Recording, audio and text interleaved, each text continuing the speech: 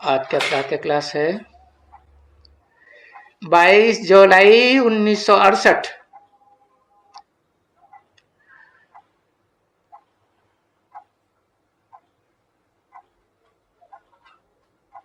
सोमवार को पहला पेज। सभी आत्माओं का बाप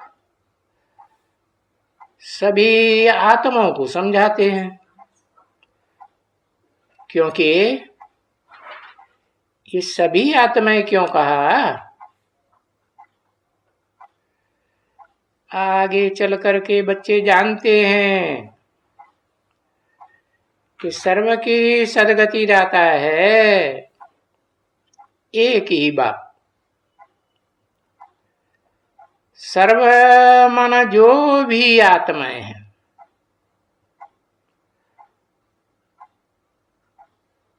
आत्म की स्थिति में स्थित होने वाली जीव आत्माएं ही कहेंगे,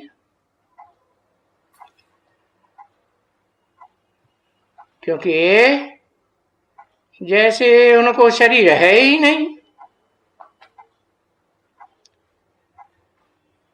शरीर नहीं है तो आत्मा कुछ देख सुन नहीं सकती है, नहीं ना। भले ड्रामा के प्लान अनुसार स्वर्ग की स्थापना कर रहे हैं,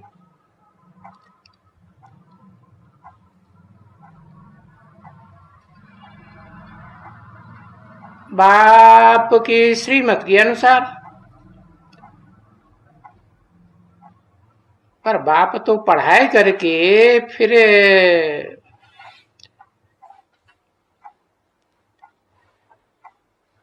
पढ़ाई पूरी हुई तो मैं कोई शरीर धारण ही नहीं करता हूं।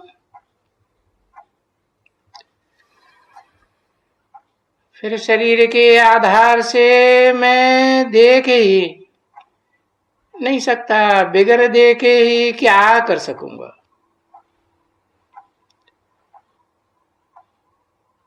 ऐसे नहीं समझना चाहिए कि वो जहां तहां है, मौजूद है, सर्वव्यापी है तो सब कुछ देख सकता है। नहीं, वो तो सिर्फ देखता ही है आ करके, अपने बच्चों को देखता है, जिनको फिर गुलगुल बनाए करके ये याद की यात्रा सिखाते हैं।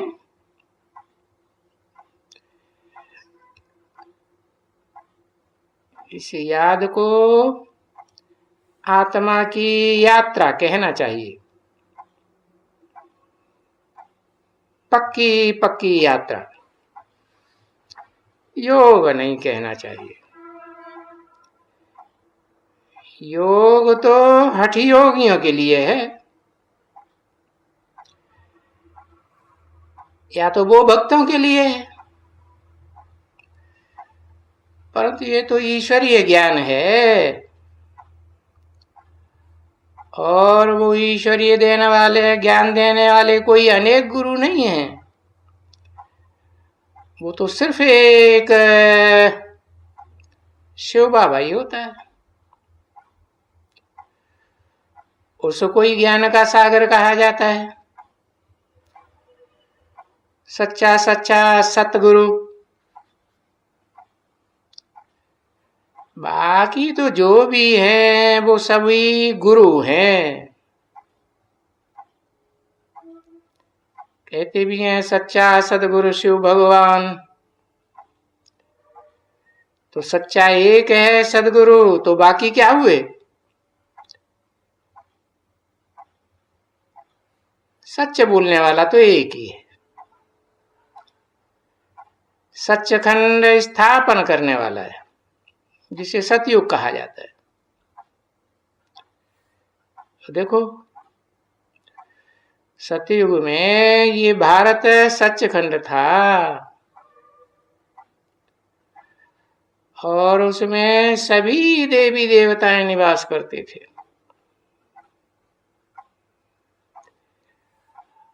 और तुम बच्चे जानते हो कि बरोबर आज भी हम मनुष्य से देवता बन रहे हैं। और बाप कितना बच्चों को समझाते हैं कि अंदर बाहर सच्चे बनो।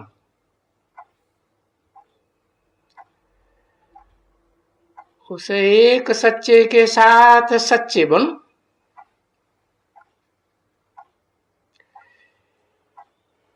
ये जो झूठे गुरुओं के बच्चे कहेंगे रावण के बच्चे, क्योंकि कदम कदम पर झूठ, कदम कदम पर विकार। तो अगर स्वर्ग में जाना चाहते हो तो ये सब छोड़ना पड़ेगा। और ऊंच पद तो पाना चाहते हो ना, भले स्वर्ग में जाने वाले तुम बच्चे बहुत हो, परंतु ये तो समझते हो कि अगर बाप को याद कर सभी विकर्मों का विनाश नहीं करेंगे, और कोई नहीं कर सकते हैं, तो जरूर उनके विकर्मों का हिसाब किताब पूरा तो होगा।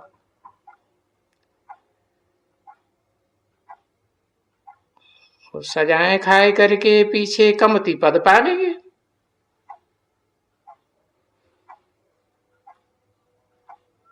कम से कम, बहुत कम से कम। तो ये बात बच्चों की बुद्धि में बैठती है। संगम युग पर जो राजधानी बच्चे यहाँ स्थापन हो रही है, वो राजधानी न कलयुग में स्थापन हो सकती है, क्योंकि न बाप आते हैं कलयुग में न सतयुग में।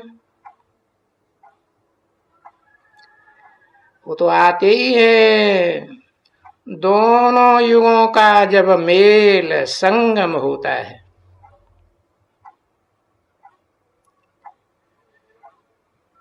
इसलिए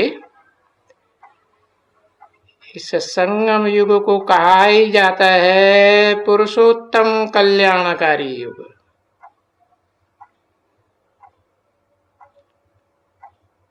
क्योंकि सर्व पुरुष रूप आत्माओं में उत्तम ते उत्तम आत्माएं जो विश्व की कल्याणकारी हैं, वो प्रत्यक्ष होती है। तो इस युग में ही बाप आए करके सबका, सारी दुनिया का कल्याण करते हैं। और वो कल्याण गाया तो हुआ है ना, जो कल्याण अभी प्रैक्टिकल में होने वाला है, ये भी बुद्धि में समझते हो।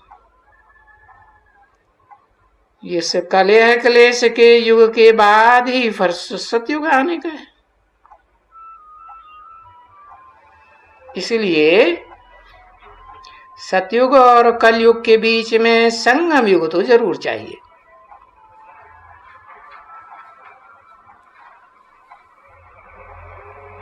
बाप कलयुग में नहीं आते, अर्थात कलह क्लेश की दुनिया में प्रत्यक्षता रूपी जन्म नहीं लेते, तो सतयुग में भी नहीं आते।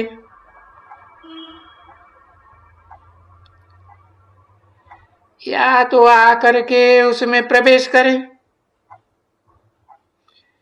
क्योंकि बाप ने समझाया ये पतित पराई दुनिया है कलयुगी।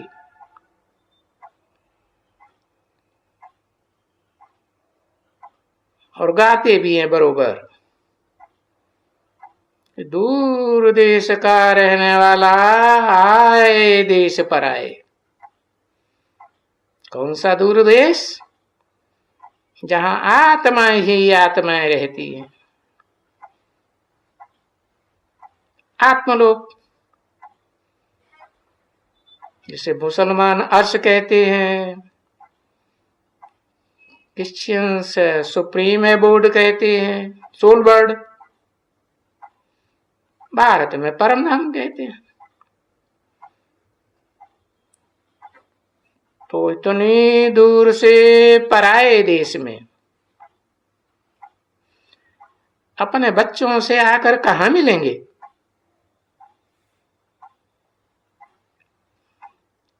तो पराए देश में फिर पराए बच्चे होंगे। दुखदाई रावण के, रुलाने वाले को रावण कहा जाता है ना, तो फिर रावण के बच्चे हैं, उनको फिर बहुत अच्छी तरह से समझाते हैं।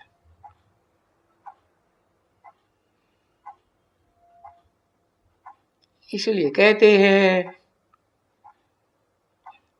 मिले न फूल तो को कांटों से दोस्ती कर ली। अच्छे से समझाने के लिए। तो बताओ, मैं किस में प्रवेश करता हूं? है पतितम कामी कांटे में ही प्रवेश करना पड़े, फिर तो देखो अपना भी आए करके परिचय देते हैं।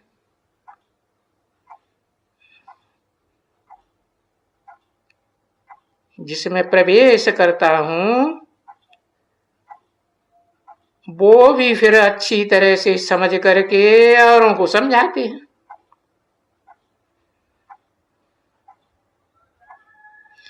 कि बहुत जन्मों के अंत के जन्म के भी अंत में बाप ने प्रवेश किया, सुप्रीम सोल ने। तो देखो कितनी अच्छी समझानी है, और सामने ही देखते हो कि बरोबर ब्रह्मा और विष्णु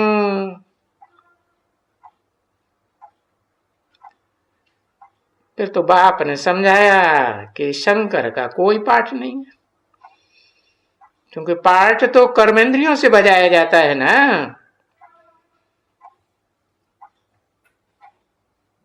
तो उसका तो यादगार चित्र बने हुए, जो भी चित्र बने हुए हैं उनमें बहुधा करके याद के चित्र बने हुए हैं कि कर्मेंद्रियों से कर्म के चित्र बने हुए हैं, याद के चित्र बने हुए हैं। इसलिए कहा कि शंकर का कर्मेंद्रियों से कोई पाठ नहीं है,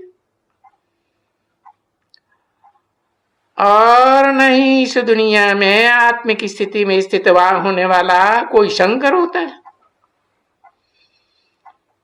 अगर होता भी है तो मन बुद्धि से सूक्ष्म मनन चिंतन की स्टेज में, जैसे कि इस दुनिया में होता ही नहीं, तो कहां कहेंगे? सूक्ष्म मनन चिंतन मंथन की दुनिया में रहता है, ज्ञान के मनन चिंतन मंथन में। और सूक्ष्म वतन में वहां कोई नाग बलाएं, भूत प्रेत या बैल पर कोई सवारी थोड़ी ही होती है।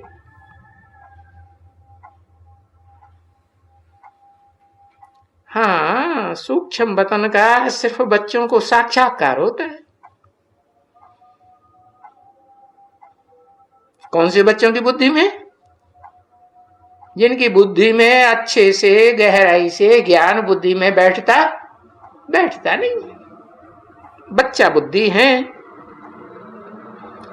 और अभी देखो तुम है, तुम बच्चे यहां हैं ना, है? तो जो तुम हो सन 68 में है, इस ब्रह्मा मुख के सामने, तो तुम तो पवित्र नहीं हो। और फरिश्तों को भी तो पवित्र कहते हैं, और जो इस दुनिया में पवित्र नहीं है उनको तो पतित कहते हैं। फिर फरिश्ते के बाद में फिर जाकर के देवता बनते हो, तो क्या करना पड़े? इस फर्श की देहधारी दुनिया वालों से कोई रिश्ता नहीं। क्या? जब तक वो देह के रिश्ते, देह के संबंध याद आते हैं तो फरिश्ता कहेंगे? नहीं कहेंगे। तो जो बच्चे सूक्ष्म वतन में देखते हैं,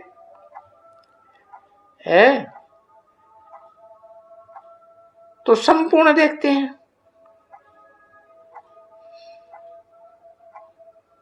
किसको? उसको फिर कहा जाता है संपूर्ण फरिश्ता, जिनका इस दुनिया वालों से कोई रिश्ता नहीं। अंग्रेजी में एंजल्स भी कहते हैं। तो बाप इस मुकर्रर रथ में बैठ करके अभी समझाते हैं। कब? पुरुषोत्तम संगम युग में समझाते हैं।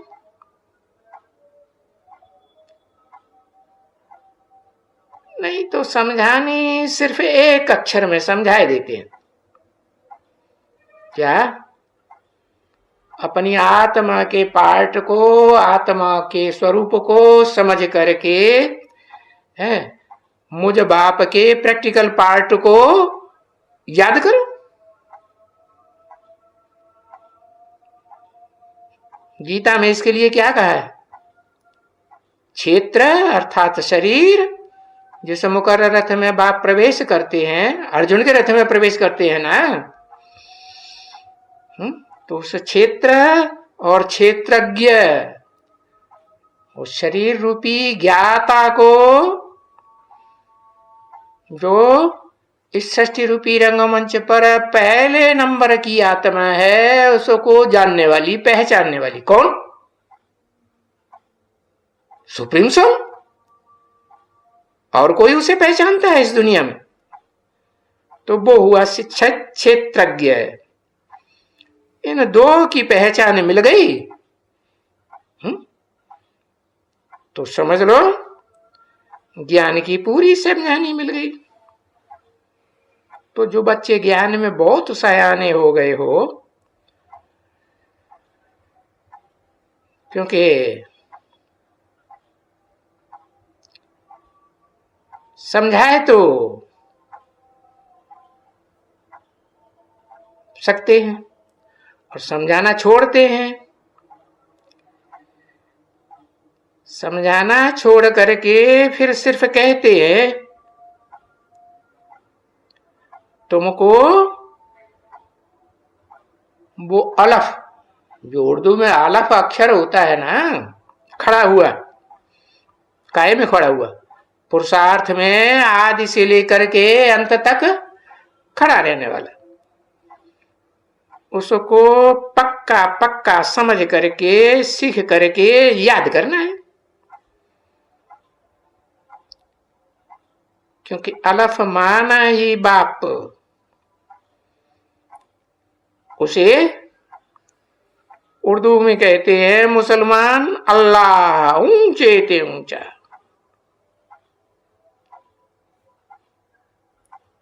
उनको कहते हैं सुप्रीम बाप, जिसका कोई बाप नहीं। अब ये तो बच्चे समझ गए कि बाप से जरूर हेवन का, जन्नत का स्वर्ग का वर्षा मिलता है कि वो एक ही बाप है। ऐसे तो ढेर धर्म पिताएं इस सृष्टि रूपी रंगमंच पर आते हैं, परंतु वो कोई स्वर्ग स्थापन नहीं करते। करते हैं? नहीं, वो तो इस दुनिया को और ही नरक बनाते। उनके आने के बाद ये दुनिया और ही गहरा नरक बनती जाती है, रौरव नरक बनती है कि स्वर्ग बनती है? नरक बनती है। तो वो एक बाप कैसे आकर के स्वर्ग रचते हैं, हाँ, वो तुम बच्चों को समझाए। और इस बेहद की रूहानी यात्रा और ज्ञान से समझाया, उसे याद करो, एक को याद करो। 22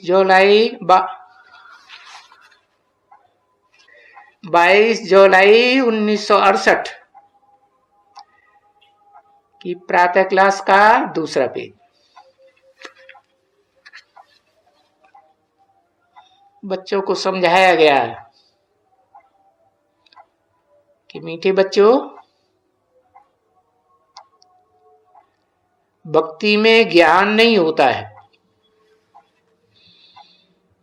वो अंधश्रद्धा युक्त भक्ति अलग बात, और श्रद्धा विश्वास से भरपूर ज्ञान बिल्कुल अलग है।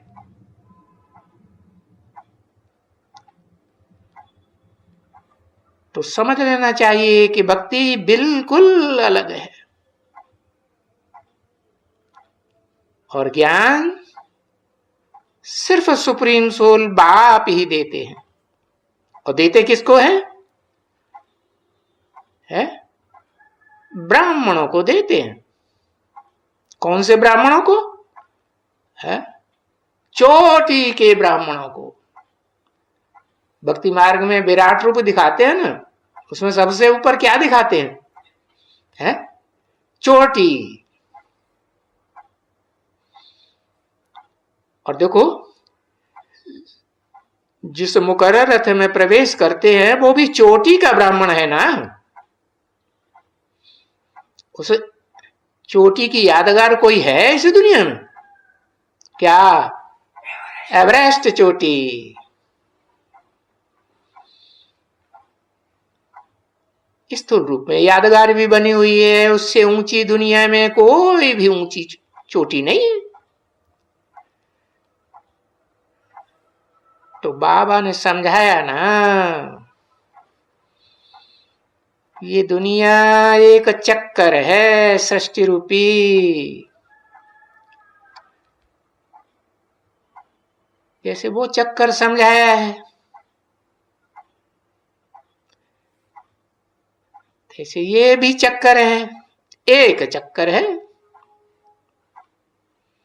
5000 वर्ष का। तो देखो,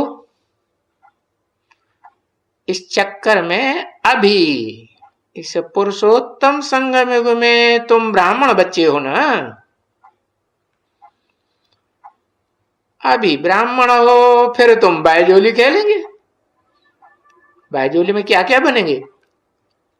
सतयुग में देवता बनेंगे, त्रेता में क्षत्रिय बनेंगे, द्वापर में विषयस वैश्य बनेंगे, और कलयुग में शूद्र बनेंगे। और फिर गुलाटी मार के 1 सेकंड में शूद्र से क्या बनेंगे? ब्राह्मण बने।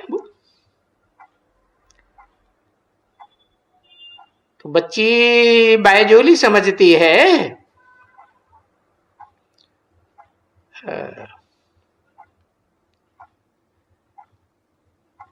वो बच्चे नहीं खेलते। शारीरिक बायजोली, भक्ति मार्ग में जिस बायजोली में मंदिर में है परिक्रमा लगाते हैं तो पहले पहले माथा रखेंगे नीचे,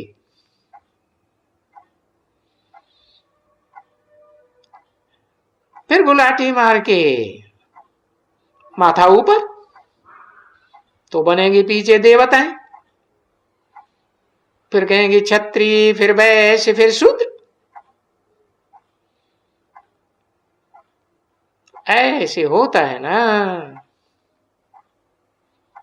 इसको ही कहा जाता है विराट स्वरूप, जो यहां बच्चों को चित्र में भी दिखलाया गया है। तो अभी विराट स्वरूप तो कोई ब्रह्मा विष्णु शंकर को विराट स्वरूप नहीं कहा जाएगा, क्योंकि उन तीनों देवताओं में तो एक तो उन सब में चोटी नहीं है।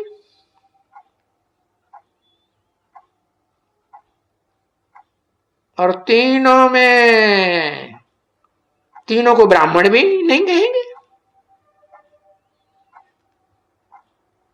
वो एक तो अधूरा है। कौन?